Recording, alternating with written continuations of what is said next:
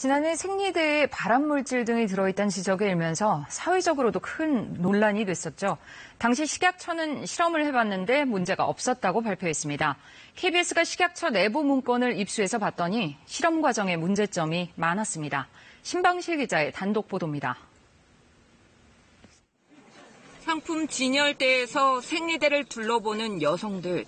유해성 논란이 있은 뒤로는 제품에 선뜻 손이 가지 않습니다.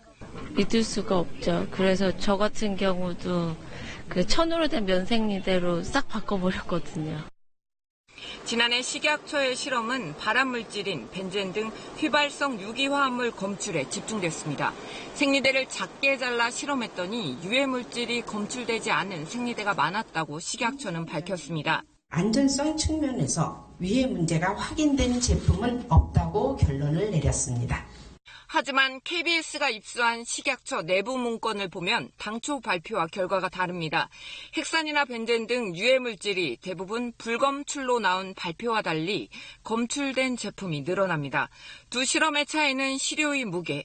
최종 발표 당시 생리대 시료는 0.1g, 그러나 KBS가 입수한 내부 문건은 0.5g으로 실험한 내용입니다. 왜 유해물질 검출이 적게 나온 실험 결과만 발표했는지 의문이 드는 대목입니다. 실험하는 모든 과정은 0.1g으로 해서 세팅을 했고요. 처음에 0.5g도 해봤겠죠. 그런데 최적의 조건 잡았는 게 이제 0.1g으로. 생리대 한 개의 무게는 5g 정도, 0.1g 시료는 50분의 1에 불과합니다. 시료의 양이 충분하지 않으면 유해물질의 검출 확률도 떨어질 수밖에 없습니다. 시료 채취 과정도 문제점으로 지적됩니다. 생리대를 가위로 자르는 과정에서 휘발성이 강한 유해물질이 빠져나갈 수 있다는 겁니다.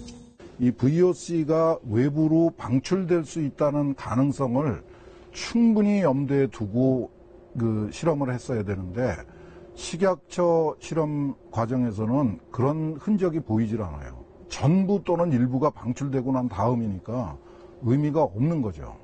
생리대 부작용을 호소하는 목소리가 이어지면서 식약처 실험 결과에 대한 의문도 계속되고 있습니다. KBS 뉴스 신방실입니다.